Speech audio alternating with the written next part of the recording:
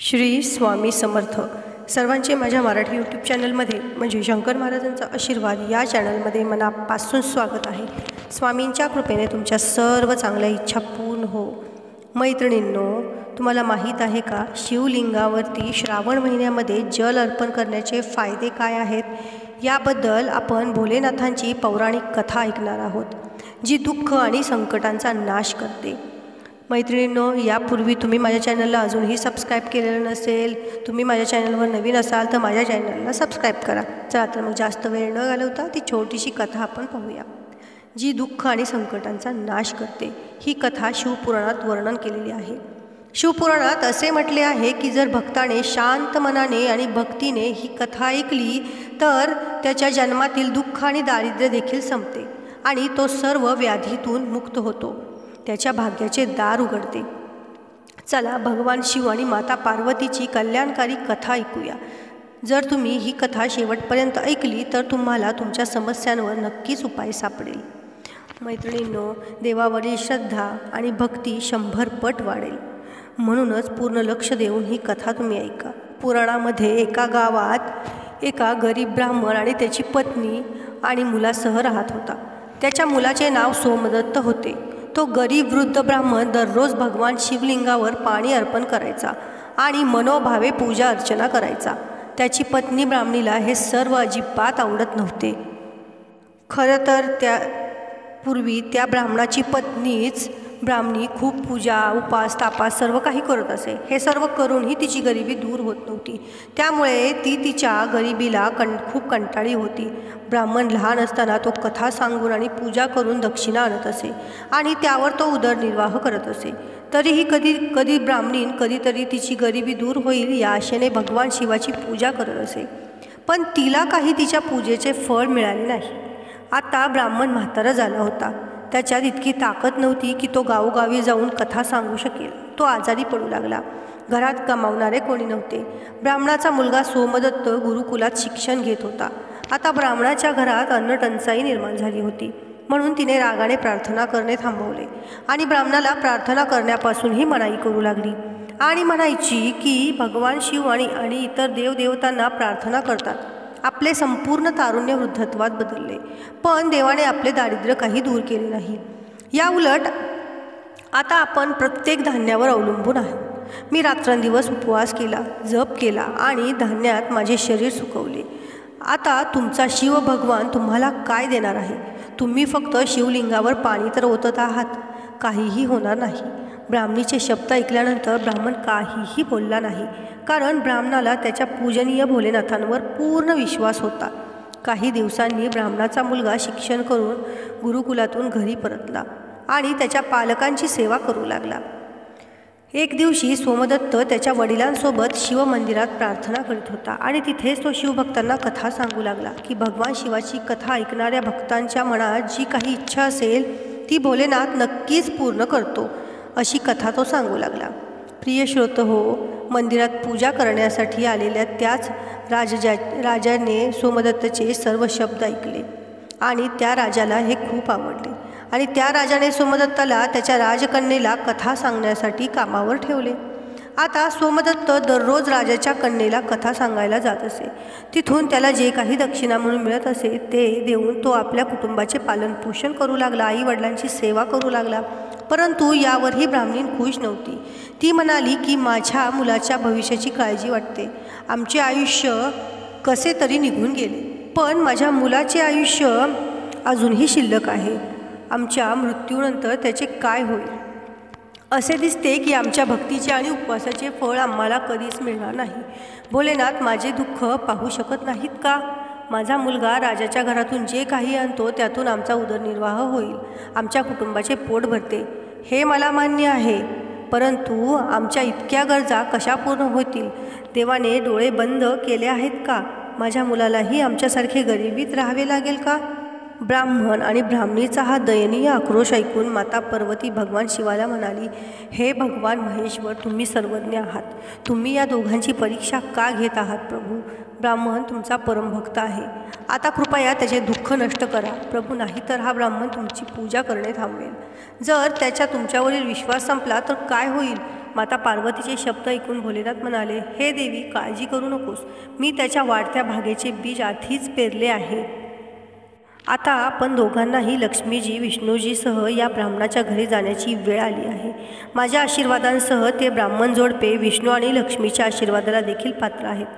पती पत्नी दोघांनाही एकत्र आपल्या दोघांची पूजा केली आहे. हे देवी, आपल्याला पृथ्वीवर जाऊन शिवलीला करावी लागेल. आता शिवजी ताबडतोब माता पार्वतीजींना घेऊन नंदीवर स्वार करून वैकुंठ लोकात जातात. तिथे दयाळू भगवान विष्णू आणि माता लक्ष्मी होत्या. मग शिवजींनी विष्णूंवर पृथ्वीवर येण्यास सांगितले. विष्णूजी म्हणाले, हे देवी लक्ष्मी, आमच्या भक्ताचा आम्हाला निरोप आला आहे. चारही देवदेवतांना पृथ्वीवरील संतांचा वेश धारण केला आणि ब्राह्मणांच्या घरी पोचले. एक वृद्ध ब्राह्मण घरातून बाहेर आला आणि त्यांना नमस्कार केला. तेव्हा भगवान विष्णू आणि शिवजी संतांच्या वेशात म्हणाले की आम्हाला आज रात्री तुमच्या घरी विश्रांती घ्यायची आहे. यावर ब्राह्मणाचा मुलगा सोमदत्तने अतिथी देवो भव म्हणत म्हणाला, महाराज, माझ्या घरात दक्षिणा म्हणून दिलेला वरणभात आहे इत्यादी तुम्हाला चौघांसाठी पुरेसा आहे, म्हणून मी तुमच्या एका वेळच्या जेवणाची व्यवस्था करू शकतो. त्यावेळी संतांनी त्याला एक भांडे दिले आणि सांगितले की जर त्याने या भांड्यात डाळ भात शिजवला तर आपल्या सर्वांसाठी पुरेसे जेवण तयार होईल. सोमदत्तने अशा प्रकारे त्या भांड्यात शिजवलेल्या अन्नाने दोन्हीही वेळच्या जेवणाची गरज पूर्ण केली. दुसऱ्या दिवशी जेव्हा सोमदत्त सकाळी निघणार होता तेव्हा साधूच्या वेशात भगवान शिवने विचारले, बाळा, तू कुठे जात आहेस? तो म्हणाला, हे साधू महाराज, मी राजाच्या कन्येला कथा सांगणार आहे. भगवान शिव त्याला म्हणाले की राजकुमारीला एक प्रश्न विचार. मी सांगितलेली कथा तुम्ही कशासाठी ऐकत आहात?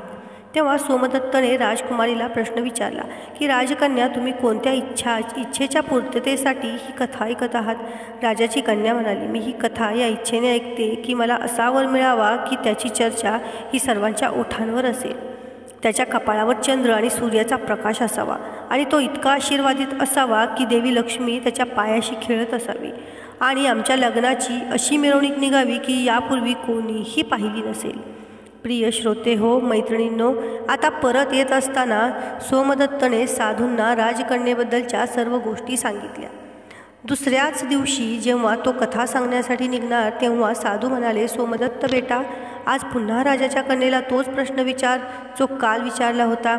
जर ती तुम्हाला कालच्या गोष्टी पुन्हा सांगत असेल तर तुम्ही तिला लगेच सांगा की मीच तुम्हाला हवा असलेला एकमेव नवरा आहे असे म्हणत तिथून निघून जा. सोमदत्त म्हणाला, साधू महाराज, मी एक गरीब ब्राह्मण आहे ज्याचे घर त्याने दिलेल्या दक्षिणेवर चालते आणि ती राजाची कन्या. राजा मला आणि माझ्या कुटुंबाला मृत्यूदंडाची शिक्षा देईल, म्हणून मी हे करणार नाही. साधू म्हणाला, ठीक आहे, आम्ही आत्ताच तुला आणि तुझ्या कुटुंबाला शाप देऊन राख करू. सोमदत्त त्यांच्या चमत्काराने आधीच घाबरला होता. त्याला वाटले की राजा त्यांना नंतर मृत्यूदंडाची शिक्षा देईल, पण तो आत्ताच त्यांच्या शापाने त्यांना जाळून राख करेल, म्हणून तो साधूंना आश्वासन देऊन कथा सांगायला गेला.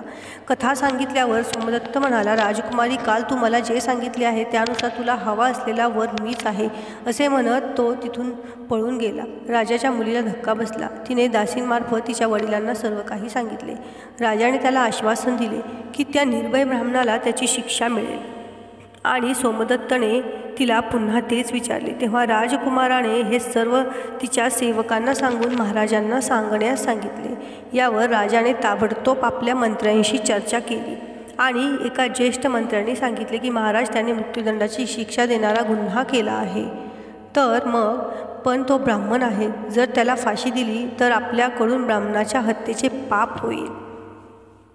त्याला शिक्षा व्हावी आणि आपल्याकडून ब्राह्मणांच्या हत्येचे पाप होऊ नये म्हणून काहीतरी करायला हवे. बरीच चर्चा केल्यानंतर असे ठरले की लग्नाचे निमंत्रण पत्रिका काही अटींसह ब्राह्मणाच्या घरी पाठवावी. राजांनी अटीसह निमंत्रण पत्रिका लिहून आपल्या नोकरांद्वारे सोमदत्तच्या वडिलांना पाठवली. दुसरीकडे सोमदत्त घरी पोचला आणि ऋषींनी सांगितले की तुम्ही दिलेल्या सूचनेनुसार मी सांगितल्यानंतर राजकन्या माझ्यावर खूप रागवली. आता फाशीचा संदेश माझ्यापर्यंत लवकरच पोहोचणार पोहोचणार आहे. काही वेळाने सेवक निमंत्रण पत्रिका घेऊन तिथे पोहोचला. ऋषींनी सेवकाला आदराने बसवले आणि सोमदत्तला निमंत्रण पत्रिका वाचून दाखवण्यास सांगितले. पत्रामध्ये असे लिहिले होते, हे ब्राह्मण पुत्र, आम्ही तुमचा विवाह प्रस्ताव स्वीकारतो, पण यासोबतच आमच्या काही अटी देखील आहेत. जर आम्ही सर्व अटी पूर्ण केल्या तरच आम्ही आमच्या मुलीचे लग्न तुमच्याशी करू. जर अटी पूर्ण झाल्या नाही तर तुम्हाला तुमच्या कुटुंबासह फाशी दिली जाईल. अटी खालीलप्रमाणे आहेत. पहिली अट की वरातीसाठी बनवलेले सर्व लग्न आणि तंबू वरातींनी भरलेले असावेत. एकही तंबू रिकामा राहू नये. दुसरी अट अशी आहे की वरातींच्या पाहुणचारासाठी बनवलेले सर्व अन्नपदार्थ वापरले पाहिजेत, काहीही शिल्लक राहू नये. तिसरी अट अशी आहे की अशी अद्भुत लग्नाची वरात यावी की सर्वांनी त्याचे कौतुक करावे. आणि जर वरात आल्यावर कोणतीही अट पूर्ण झाली नाही तर वरात येणाऱ्या सर्व वरातीतील लोकांना फाशी दिली जाईल. पत्र वाचून सोमदत्त भीतीने थरथर कापू लागला. ऋषी म्हणाले, घाबरू नको सोमदत्त. या राजाच्या सेवकांना जेवू घाल आणि पत्राचे उत्तर दे आणि त्यांना निरोप दे. आणि पत्रात असे लिहा की तुम्ही लग्नाची तयारी करा. मी अमुक दिवशी आमच्या लग्नाची वरात आणत आहोत. सेवकाला जेवणासाठी पक्वान देण्यात आले. ऋषींच्या चमत्काराने सेवकांच्या ताटात 36 प्रकारचे अन्न तयार करण्यात आले. निघताना साधूच्या वेशात भोलेनाथ आणि विष्णूजी असलेल्या ऋषींनी सेवकाला धुनीतून एक मूठभर राग दिली आणि त्यांचा निरोप घेतला. बाहेर येताना सेवकाला दिसले की ती राग नाही तर ते हिरे मोती आहे. ते सेवक खूप आनंदी झाले. राजाला हे सर्व कळताच विचार आला की हा गरीब ब्राह्मण हे सगळे कोणाच्या भरोशावर करत आहे? त्याला कोणी शत्रू किंवा कोणता राजा पाठिंबा देत आहे का? राजाला वाटले की हा गरीब ब्राह्मण याच्या घरी कोण येईल. असा विचार करून राजाने शहरातील सर्व विवाहगृहे सजवली आणि अनेक तंबू उभारले. राजाला खात्री होती की जास्त लोक येणार नाहीत आणि मी सांगितलेल्या अटी तो पूर्ण करू शकणार नाहीत. सोमदत्तने गावातील प्रत्येकाला त्याच्या लग्नाच्या मिरवणुकीत येण्यास सांगितले, पण सर्व लोक त्याला नकार देत असे, कारण त्यांना असे वाटायचे की याला आणि याच्या कुटुंबाला फाशीची शिक्षा होणार आहे आणि आम्ही तुझ्या लग्नात आलो तर राजा आम्हाला देखील सोडणार नाही. अशा गोष्टी ऐकून तो खूप अस्वस्थ झाला. लग्नाच्या दिवशी सोमदत्तला अस्वस्थ पाहून ऋषी म्हणाले, बेटा, आज तुझे लग्न आहे आणि तू अस्वस्थ होत आहेस. तयार हो आणि आमच्यासोबत ये. कशाचीही काळजी करू नकोस, आम्ही तुझ्यासोबत आहोत.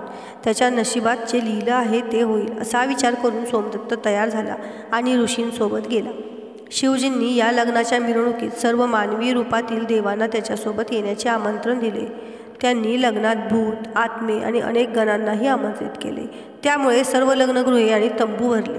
त्यानंतर काही पाहुणे तंबूशिवाय राहिले. लग्नातील पाहुण्यांच्या राहण्याची अधिक व्यवस्था करण्यासाठी राजाला माहिती पाठवण्यात आली. माहिती मिळताच राजाला वाटले की इतके पाहुणे कुठून आले आहेत बरं, जाऊन पाहिले पाहिजेत. मग काय, राजा ताबडतोब तिथे पोहोचला. राजाला येताना पाहून शिवजींनी शुक्र आणि शनीजींना मुलांच्या रूपात केले आणि भुकेने त्यांना रडवले. 2 मुलांना रडताना पाहून राजाने विचारले की ही मुले का रडत आहेत? शिवजी संतांच्या वेशात म्हणाले की त्यांना भूक लागली आहे आणि राजाने त्या मुलांना खायला पाठवले. काही वेळाने राजाचा नोकर आला आणि म्हणाला की महाराज, या दोन्ही मुलांनी सर्व अन्न खाल्ले आहे आणि तरी ते उपाशी ओरडत आहेत. हे ऐकून राजा खूप अस्वस्थ झाला. त्याने आपला अभिमान सोडून ऋषींसमोर नतमस्तक होऊन म्हटले, महाराज, आता माझा मान तुमच्या हातात आहे. ऋषीमुनी म्हणाले, काही हरकत नाही, सगळे ठीक होईल. तुम्ही घरी जा आणि लग्नाच्या मिरवणुकीचे स्वागत करण्याची तयारी करा. राजाने संपूर्ण शहर वधूसारखे सजवले होते आणि सर्वत्र झालर लावली होती. सोमदत्त देखील त्याच्या लग्नाच्या पोशाखात राजकुमारासारखा खूप सुंदर दिसत होता. संध्याकाळी तो एक सुंदर रथात बसला आणि रथासमोर अनेक प्रकारचे वाजंत्री आणि ढोलकी वाजवणारे नाचत होते. वराच्या डोक्यावरती पगडी चंद्र आणि सूर्याने सजवली होती. लग्नातील पाहुणे एकमेकांना नाणी अर्पण केल्यानंतर इकडे तिकडे नाणी फेकत होते. लग्नाच्या मिरवणुकीचे हे विहंगम दृश्य पाहून लोक आपापसात म्हणू लागले की या ब्राह्मणाचे भाग्य पहा. त्याच्या कपाळावर आणि चेहऱ्यावर चंद्र आणि सूर्य आहे आणि सर्व बाजूंनी धनलक्ष्मीचा वर्षाव होत आहे. जणू एखाद्या मोठ्या राजाच्या लग्नाची मिरवणूकच निघत आहे.